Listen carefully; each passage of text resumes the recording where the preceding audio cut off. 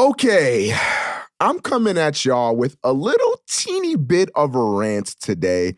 Um, how do I say this? Okay. Look here, look, listen. I know the dislike bar about to look like Darth Vader's lightsaber for the. Oh wait, that don't even happen no more. Holy shit, YouTube has changed. Look, all I'm trying to say is I know this video gonna be getting some dislikes. But let me just go ahead and say that this is my opinion, and I'm just trying to express free thought, and maybe you guys can express some of your free thought. And maybe you guys can express some of your free thought in the comments below. All right, so what I wanted to talk about today is when did games stop being about fun? You know what I mean? And what really spawned this topic of discussion are the 3 games that are like pretty much unanimously agreed upon to be game of the year. We have God of War, Red Dead Redemption 2, and Spider-Man for PS4. And I'm going to be tackling these games individually in that particular order. Ranging from what I believe to be the best of the bunch to the worst of the bunch. And the reason why I wanted to talk about them is because this is like one of the only times where like hitter games have come out. Like these are games that everybody is praising and everybody loves, and everybody's just like, these are like the pinnacle of gaming.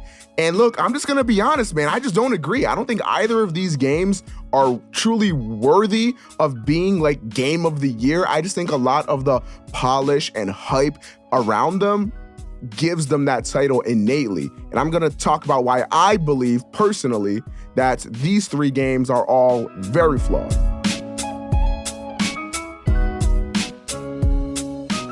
So let's start with what I believe to be the best one of the bunch, God of War.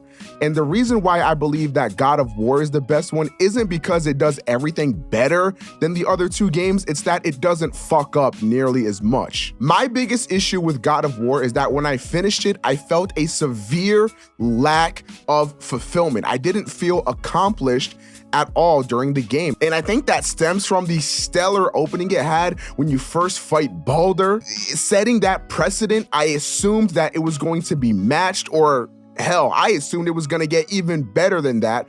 But the next best highlight in that game comes from the Magni and Modi fight, and that one, in my opinion, isn't as good as the Baldur fight. So like, what else is the rest of the game got to show for itself? A bunch of troll boss fights where they slam you with a big ass rock? Like, no, thank you. God of War hit a stride and found what it felt like worked, and then just like Control C, Control V repeatedly. Like if I had to fight one more troll with a giant rock, like I was gonna jump out of my window with the PlayStation cord wrapped around my neck. But it goes even beyond that. I think a big reason why I ended up feeling like such a lack of fulfillment while playing God of War was because a lot of the characters in the game weren't household names like they were in the original God of War trilogy. Like, let's just be honest here.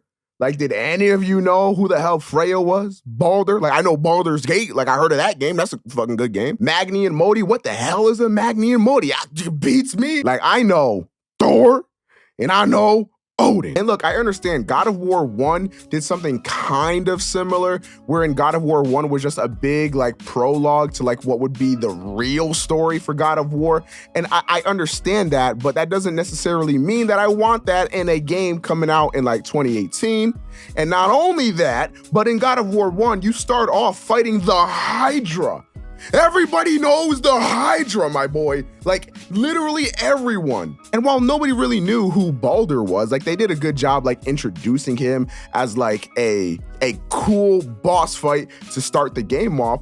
But even down to his character design, like, this guy doesn't look like final boss material. He does not look like this is the big bad at the end. Like, I thought, oh shit, okay, so this is the guy that's gonna be like my little warm up, you know, while I get used to being in this new mythos and shit. Like, I'll probably beat him like mid game, and then like somebody that, you know, actually looks menacing at the very least is gonna show up. But no, I get this guy who looks like he gets fucking piss poor drunk at a bar on the weekends and then comes home and, ooh, I was gonna make a risque joke, not gonna do that. Fuck, I'm gonna get demonetized anyway, and beats his family. To me, God of War like ends up feeling like a complete and fulfilling game when you do a lot of the side content, like when you fight all the Valkyries and when you explore and do all that other stuff. And that's cool, that's fine. But here's my problem with that.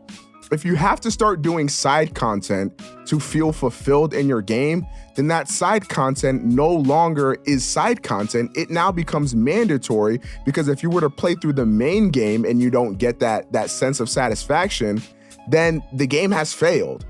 Like, side content is there to be side content. Like, if I ended up beating the game and I'm like, okay, shit, now I want to go fight me some Valkyries, I want to go explore and shit, then that's cool. But if I'm expected to do that from the get-go, then again, that's just not indicative of what side content is supposed to be. And that's not to say that the game doesn't encourage you to do the side content, because a lot of the times after a main quest, a tracer would be like, hey man, yo, you heard about these Valkyries? Like, what do you say we go run up their commas or something like that?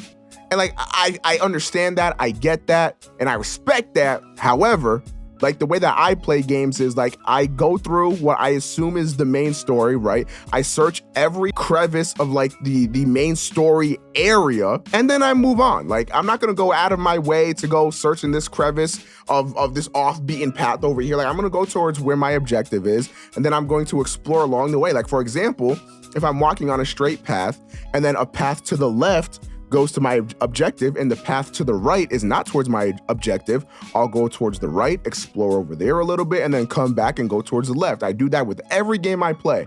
However, in God of War, it just felt like I didn't run into like any of the side content. And maybe if I had, then I would have had a better time with it, but I just didn't. And maybe that's because I suck or something, but regardless, my experience with God of War was one that didn't end up feeling fulfilled, but the game itself is really good. I really enjoyed the combat. I really enjoyed the story. Subtracting the fact that we didn't have like any like real substantial characters in here other than the twist at the end with, a trace and stuff like that. But I mean, to me, ended up feeling unfulfilled, but still enjoyed my time with God of War.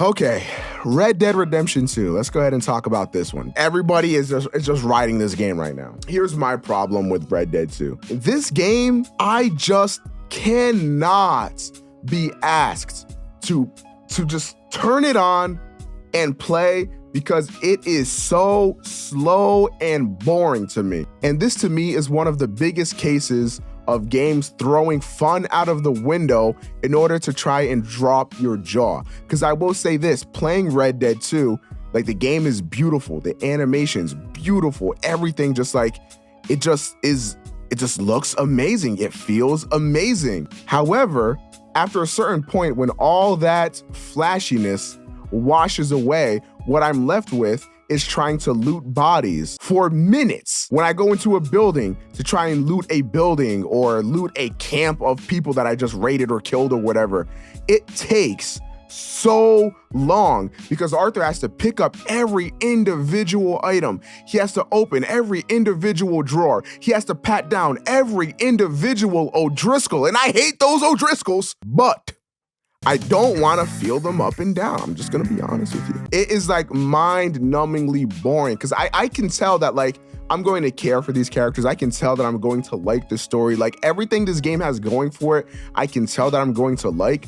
But when it comes to just playing the game, God, it is just too much of an ask for me. I'm also like so over the Rockstar like gameplay formuoli, if I may. Like I am over traveling to the B on the map to do Becky's mission. I'm over traveling to the W on the map to do Wesker's mission or whatever the hell the guy's name is, right? Like I am so over this. It makes the game feel fragmented and not open and alive. And in a game like Red Dead 2 that seems to throw like the regular like video gamey stuff out the window, to have that in there, which makes it feel so much like a video game, it's just too jarring for me. And I'm not saying that if they were to remove that, I would enjoy the game so much more or anything like that, but it would help to add to the realism that the game is supposedly going for. Another annoyance I have with like the whole realism bullshit is why the hell, when I get off my horse, do my guns just stay on my horse? Like I would think that if I equip my shotgun, my rifle, and my revolver on me, like I would just have those on me. But When I get back on my horse, my weapons just magically transfer onto my horse, and then I no longer have them. You know how many times I got off my horse, I got off, I'm like, okay, I'm running up on these O'Driscolls, it's time to murder them, and all I got is my damn pistol on my side. You don't want to hear that thing talk? Where the hell's my carabine repeater? Where the hell my double barrel shotgun? Oh, it's still on my fucking horse, because I gotta take it away from my horse every fucking time I get back on the thing. And the thing that pisses me off is that Red Dead has so many cool things. Like, I love the fact that your hair grows naturally. I love the fact that you gotta keep warm. I love the fact that you gotta cool down. I love the fact that you gotta eat, you gotta drink. Like, I love that shit. Like, I usually don't like micromanaging in games, but that right there, to me, that's dope. Like, I get to make Arthur my own. Depending on how I live in this world, directly affects the character I'm playing as. Awesome.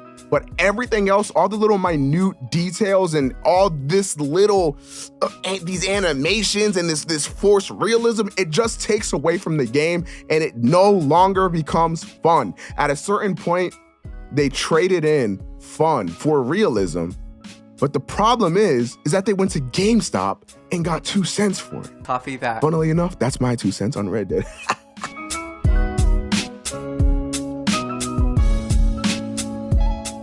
Okay, the elephant in the room, Spider-Man for PS4. What I believe to be the worst game of these three. Certainly not a bad game.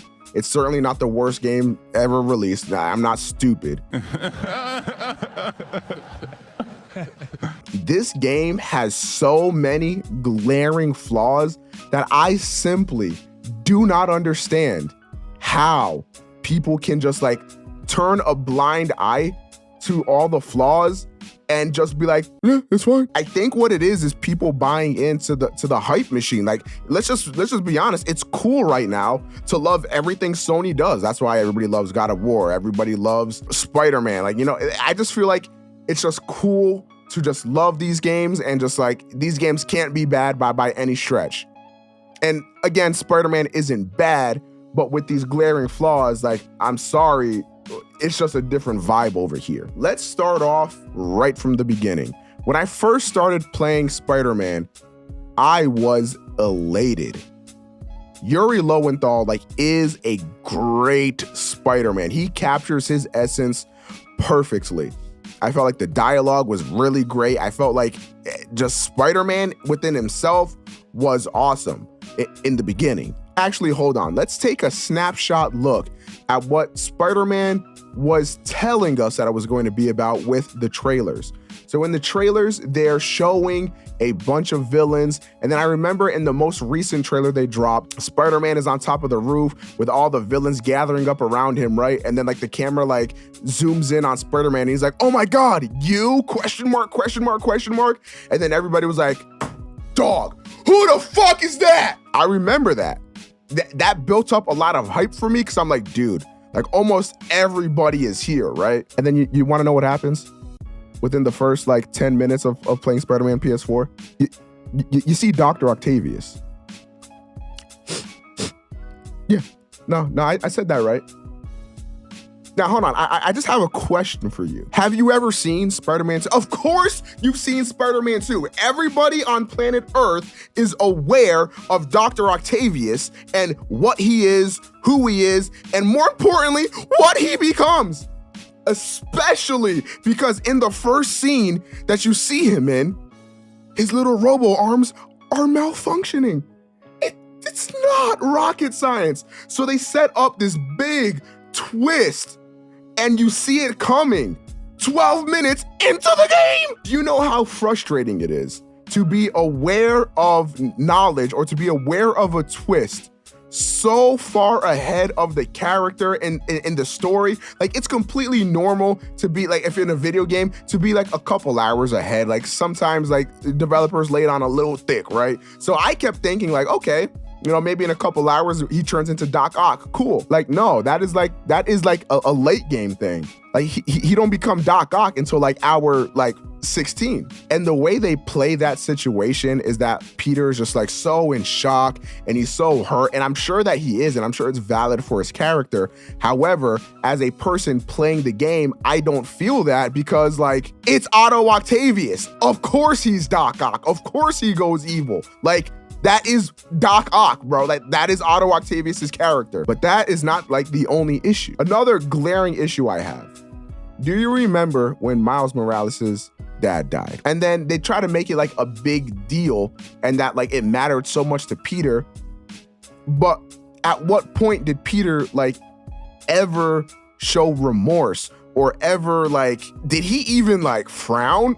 Like he may have been smiling at his funeral. And this is evidenced by the first fight with like Mr. Yi, hashtag negative guy, whatever the hell his name was, because he's like, the police officer died because of you, you fool. And then Peter starts like breaking down. He's like, man, I can't save everyone. Like, I don't know what to do, bro. I just can't, like, I can't save everyone. And like, that's dope. That is something that superheroes have to face.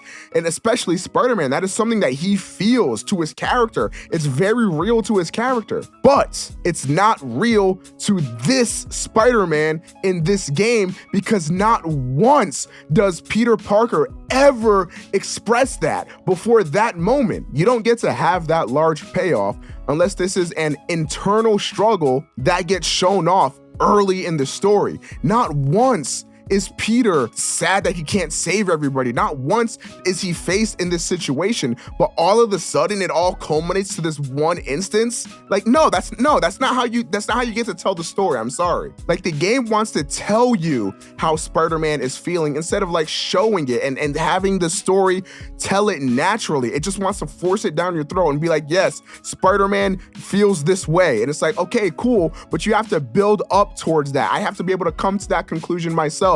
It doesn't come from the dialogue of Spider-Man. And this happens again in the later portion of the game when you finally defeat Doc Ock. And then Spider-Man's like, man, like I looked up to you. You were so important to me. Like I loved you, man. Like I admired you. I worshipped you.